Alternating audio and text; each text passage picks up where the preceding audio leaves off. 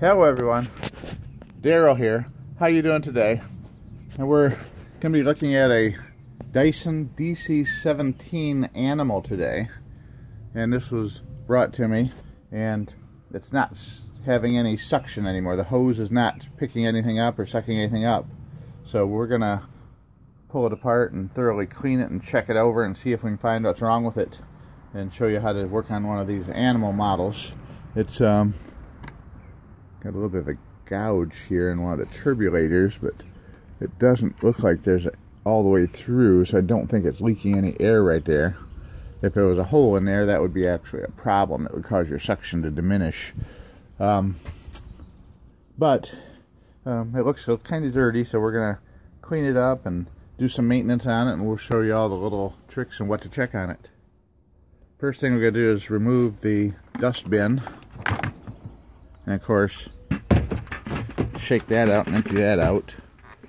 Now if we look inside, these are called the turbulators up here, the little air turbines that swirl the air around and make the vortex action, I think they call it. But if we look on here, we can see the little air holes in here and a lot of dust and dirt. We're going to pull this plastic chute off and look inside.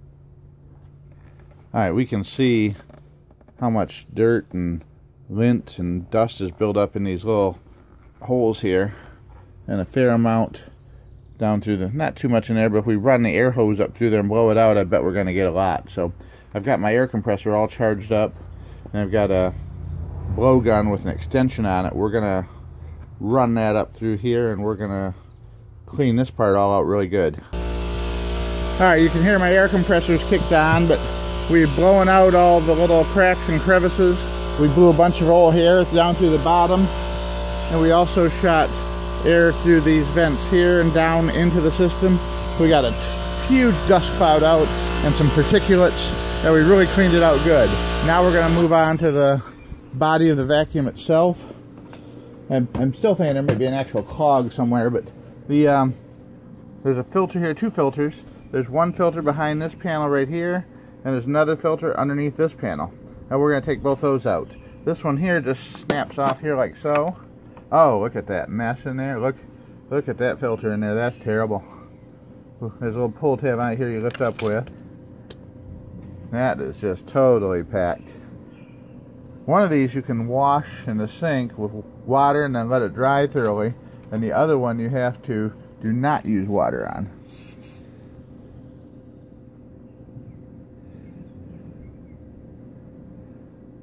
This one here looks like is the one that you wash. There's a little diagram here on here that shows you making sure you don't do certain things to it. One of the things it says not to do is compressed air, no heat to dry it, no ovens, no washing machines or dryers, no microwave. It says here the best thing to do is to wash it in cold water, lightly squeeze it dry, and then place it on the ground or on a shelf near a heat source and let it dry out. So that's gonna have to do that next, and we'll let it dry and get back to you. Alright, we're scrubbing this the way we're supposed to by wetting it down, warm water, squeezing it out. We're getting quite a bit of dirt out of it. Doing both sides. You can see how milky and chocolatey the water is coming out. When we get done, we'll give it one good squeeze, and then we'll set it in front of an air vent to let it dry out naturally. Doing it the wrong way, putting it back in wet, can cause motor failure, either through excessive air restriction and the motor overheating, or else water particles getting down into the motor itself and causing the motor to short out. So follow the instructions, do it the right way, and you won't have any problems. Alright, to get the side filter off, it's held on with a Phillips screw.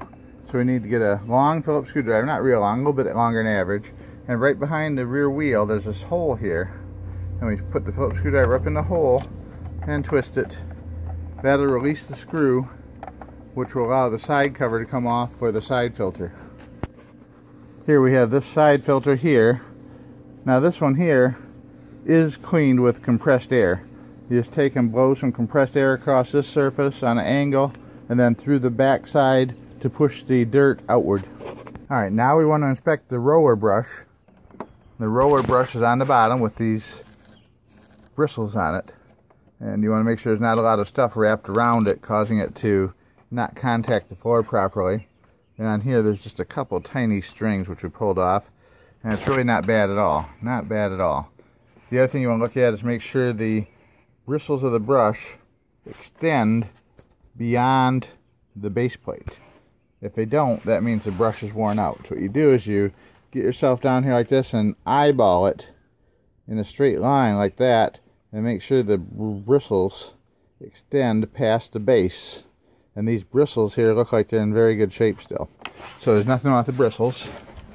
Our last thing we need to check on these is the suction tubes.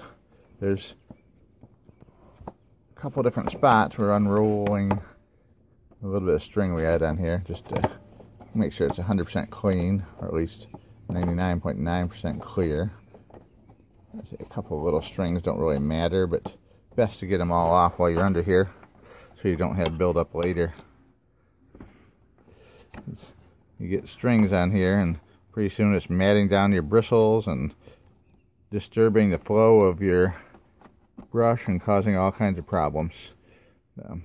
Fishing line and things like that can also cause a big problem if you get something like that caught in here. Or just routine carpet fibers over the years will build up too and need to be cleaned off. So there we go. Now we're going to set it back up right. We're going to check two more things on here to show you how to finish this job up. Alright.